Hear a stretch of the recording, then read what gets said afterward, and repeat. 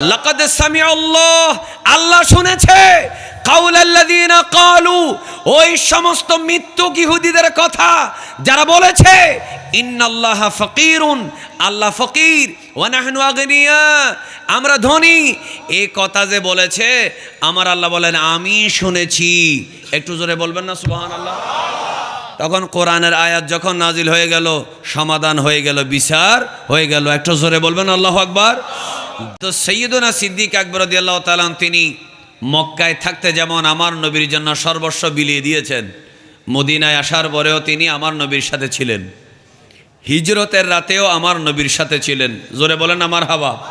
একটা ছোট্ট ঘটনা বলি। মদিনায় আসার পরে আমরা অনেক সময় বলি না আমাদের ইমাম শেরে বাংলা খুব কঠোর ছিলেন। আপনাদের হাটাজারি তো, এটা কি ফটিকছড়ি না হাটাজারি?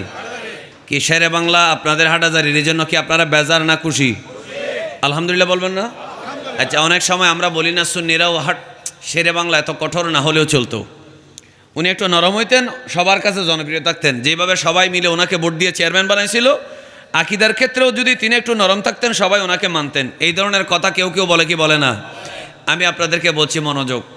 তো ইমাম শেরে বাংলা আল কাদিরি রহমতুল্লাহ আলাইহিকে যদি বলা হয় আপনি যে আকিদার মধ্যে এত কঠোর, আপনি ওয়াহাবি, মওদুদি, খারেজি, রাফিজি, শিয়া কাউকে সার দেন না, এটা কোত্থেকে শিখেছেন?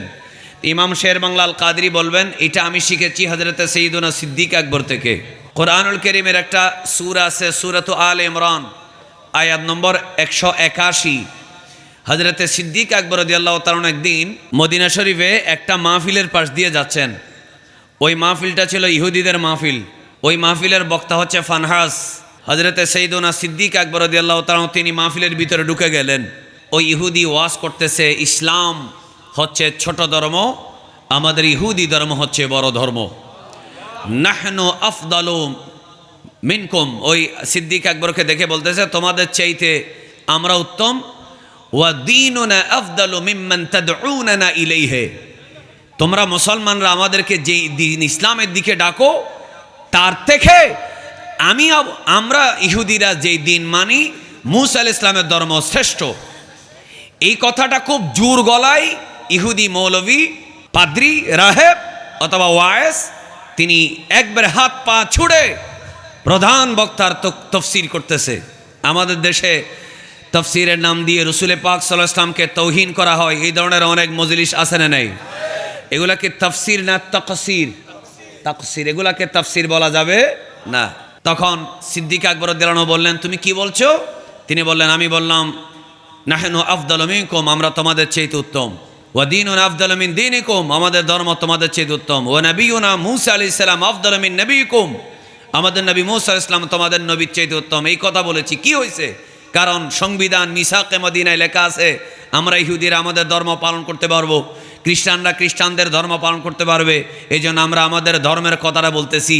তখন সৈয়দনা সিদ্দিক আকবর রাদিয়াল্লাহু আনহু বললেন তুমি কি তাওরাত পড়ো নাই? তাওরাত কিতাবে কি লেখা নাই? আখিরি নবী যদি আসে মূসা আলাইহিস সালাম কি বলে নাই? আল্লাহ কি বলে নাই? আখিরি নবী মুহাম্মদ রাসূলুল্লাহ সাল্লাল্লাহু আলাইহি ওয়াসাল্লাম তার মিলাদ হবে মক্কায়, তিনি 53 বছর পরে মদিনায় হিজরত করবে। মদিনায় হিজরত করার পরে আর কোনো দিন ধর্ম কোনো নবীর শরীয়ত থাকবে না। আমি মূসা থাকলে সবাই মিলে আমরা সেই আখিরি নবীর উম্মত হয়ে যাব। যদি তাওরাতের কিতাব অনুযায়ী ওয়াজ করো, যদি তাওরাতের বিধান যদি প্রচার করো, তাহলে এটাও তো প্রচার করতে হবে। কোরআন নাজিল হওয়ার পরে আর তাওরাতের বিধান চলবে না। মুহাম্মদ সাল্লাল্লাহু আলাইহি ওয়াসাল্লাম আসার পরে আর মূসা আলাইহিস সালামের উপরে তাকে নবী হিসেবে মেনে তার উম্মত হওয়া যাবে না। সুবহানাল্লাহ বলেন। এই কথাটা কি সিদ্দিক আকবর ভুল করেছেন? তিনি ভুল করেন নাই। তিনি জাস্ট যেটা বলার দরকার সেটা বলে ফেলেছেন। কাদের মাহফিলে গিয়ে?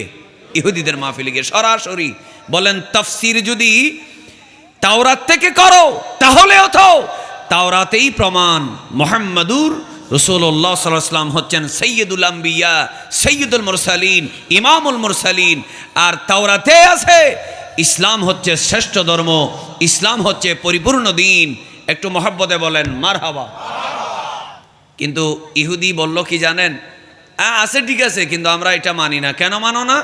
কারণ তোমাদের ধর্মের মধ্যে তোমাদের নবী বলে কারো যদি নেশাব পরিমাণ সম্পদ থাকে, এটা যদি কর্জ টর্জ বাদ দিয়ে 1 বছর যদি তার কাছে থাকে, 40 ভাগের 1 ভাগ তাকে আল্লাহর রাস্তায় দিয়ে দিতে হবে।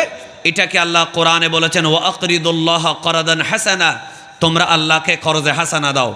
যেহেতু তোমাদের খোদা, তোমাদের ধর্মে, তোমাদের কিতাবে মুসলমান থেকে, আল্লাহর বান্দার থেকে খোদা যেহেতু কর্জ চায়, সুতরাং তোমাদের ধর্মের যিনি আল্লাহ তিনি ফকির, ওয়া নাহনু আগনিয়া, আর আমরা ইহুদিরা হলাম ধনী, সুতরাং আমরা ধনী আছি, ধনী থাকি।